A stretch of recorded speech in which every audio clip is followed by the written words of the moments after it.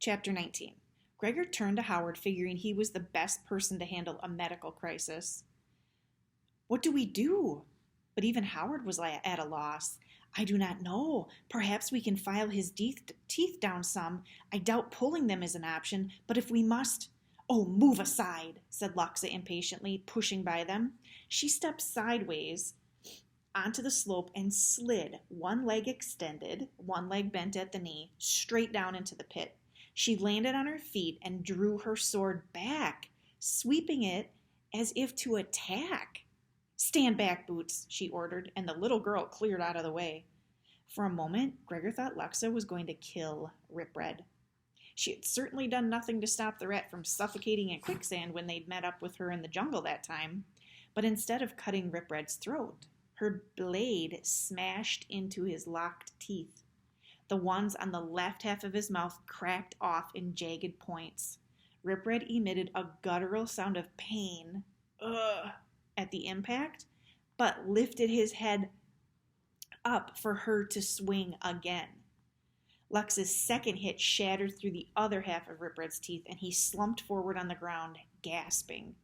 The uneven edges left by the blow cut into his gums, causing them to bleed, but his jaws were freed. Rip Red stared at Luxa for a minute, then spoke in a hoarse whisper. You remember? In the jungle? You said you would be in my debt? If you told me Hamnet's story about the Garden of Hesperides, said Luxa. Consider the debt paid in full, said Rip Red. A story for your life? That is not a fair exchange. I believe you owe me now, said Luxa. I hate that, Rip Red sighed. I bet you do, said Luxa with a grin. Eris, can you bring him up? Eris flew down, clamped his claws into Rip Red's shoulders, and hauled him out of the pit, while Aurora brought up Luxa and Boots. Water, was Rip Red's first request. Howard opened up a skin and held it while the rat drank his full. I have a rough stone, a small one for sharpening blades. Shall I try to even up your teeth? Gregor knew it must be killing Rip Red, who was so relentlessly powerful, so universally feared, to be sitting there while a human filed his teeth. Guessing an audience would only make things worse, Gregor mobilized the others. He asked the bats and Temp to fish in a nearby stream. Hazard and Boots helped Luxa fill the water bags. Cardison was too medicated to really care. When the fish started to arrive, Gregor busied himself by chopping some up into tiny pieces. He stirred in some water and a handful of dry breadcrumbs. By the time Howard had the edges of Rip Red's teeth smoothed out, Gregor had a nice big bowl of fish mash waiting for him. Boots wanted to feed him, but Gregor thought that would be too much for the rat, so he scooped the food into Rip Red's mouth himself. Although Gregor made several pounds of fish mash, several more bowls were needed before Rip Red was satisfied. All right, I'm all right now, he said, pushing away the bowl, with a few remaining bites of mash stuck to the bottom. The rat gingerly opened and closed his jaws. Can I see that rock? Howard gave him the rock, and Rip Red worked a little on his teeth, shaping them into his usual style. After a while, he stopped gnawing and sized up the group for the first time. So what brings the children's crusade into the Firelands? I don't flatter myself you were looking for me. We got lost on a picnic, said Luxa. I know I'm down, but don't humiliate me further with your transparent lies, Your Highness, said Rip Red. Don't I always tell you the truth? You lied to me about the prophecy of blood. You said I just had to come to a meeting when you knew I had to go to the jungle, said Gregor. Not exactly.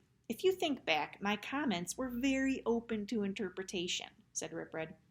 And you happen to be easily misled, said Gregor. As for the Queen, who is difficult to lead anywhere, I have always been and intend to be entirely straightforward. Luxa considered this for a moment. We went looking for the nibblers, she said. One sent my crown as a plea for help. The jungle nibblers have disappeared. Those by the fount are being driven here to the Firelands. My little charge, the Bane, doesn't fancy them much, does he? Said Rip Red. And what do you mean to do by following them? Draw the Regalian armies after me, said Luxa. I said the vow to the dead in Hades' Hall. Did you indeed? Said Ripred. It seems like only yesterday you were a baby bouncing on your grandpa's knee. And now you're starting wars. They grow up so fast. And what would you have done? Luxa asked. Now, I'm in an awkward position, Your Highness. Ordinarily, I'd have said I'd have hunted down the Bane myself and killed him, hopefully disabling the serpent by beheading it. Of course, as you've just rescued me from a pit where I was being slowly tortured to death on the Bane's command, my advice seems to have less impact, said Ripred. You could not leap out? Asked Howard. No, the walls are too high to clear, too slick to climb, and there wasn't so much as a pebble for me to gnaw on, so my teeth kept growing.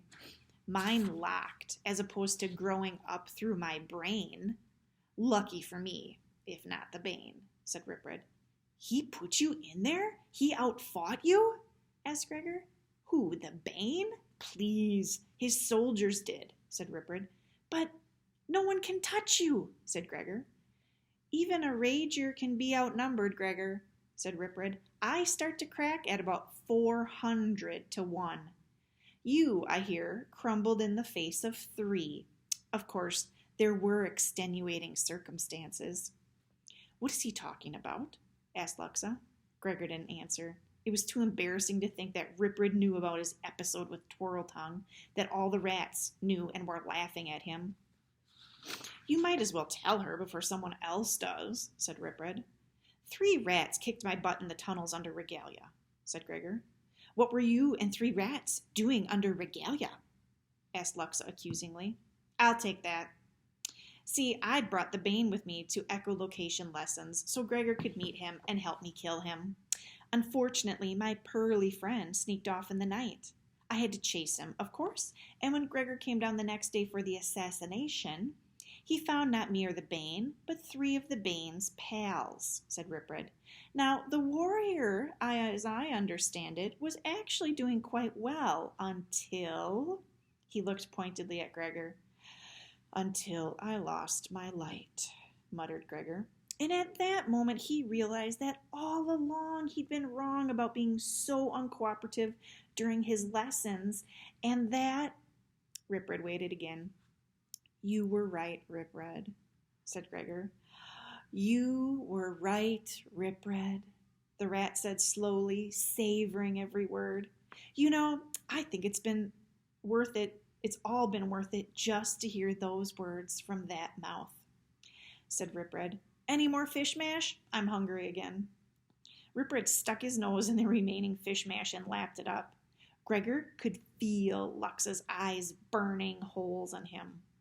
So when did you plan on telling us about the Bane and his 3 friends running around under our palace? Said Luxa. Never, if possible, said Gregor. It didn't seem to matter. It would matter a great deal to you if it was your home, said Luxa. Vicus said the door was solid, said Gregor. And was that door barred when you were fighting those rats? Asked Luxa. No, Gregor admitted. If he had not waylaid them with the lamp, nothing would have stopped the rats from entering the palace. But I didn't know they were there. I thought it would only be Ripred and the Bane. They are everywhere, Gregor, said Howard softly, and that's when Gregor knew how careless he had been. Howard didn't fly off the handle like Luxa. If he was concerned, there was a real problem. I always left the door unbarred during my lessons, said Gregor. Vicus never told me different. Because he knew I was there and I wouldn't let anyone up to the palace. Lay off the warrior. Blame me, blame Vicus, if you want to blame someone, said Ripred. I blame you all, said Luxa. If you must, but that's not fair, said Ripred. It is not your city, said Luxa. It may not be yours much longer either, Your Highness, if such incompetence as Gregor and I do not choose to defend it, snarled Ripred. Or have you not kept up on your prophecies? Your defense is no guarantee of anything, or have you not kept up on your prophecies? Retorted Luxa. And finding you languishing in a pit does little to reassure me of your worth. Stop! Howard sprang to his feet. You upset the children. You upset all of us. You gain nothing by being at each other's throats. Gregor looked around. Howard was right. Hazard and Boots stood by Temp, holding each other's hands tightly, worried looks on their faces. The bats were rustling their wings in agitation. Cartizan tossed in his sleep. Who are you again? Ripred said to Howard. Gregor thought the rat was just trying to be insulting. Shut up, Ripred. You know who he is, he said. No, I actually don't, said Ripred. Oh, his name's Howard. He's Lux's cousin. His dad runs the fount, explained Gregor. Well, all I was going to say was that I thought Howard made a good point, said Ripred. Fighting gains us nothing, your highness. We have much to do if we are to help your friends. I do not need your help, Ripred, said Luxa. I suppose you can take on the Bane's army yourself, said Ripred. The Regalian army will be here in a few days. They will free the nibblers, said Luxa. In a few days there will be no nibblers left to free, said Ripred.